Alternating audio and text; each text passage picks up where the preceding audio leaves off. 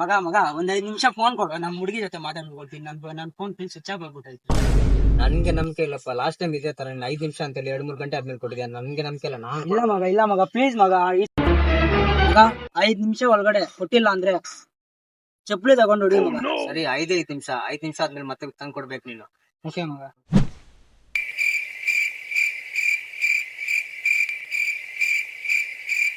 ಏ 5 ನಿಮಿಷ ಏನ್ ಮಾಡ್ತಿದ್ದೀಯೋ?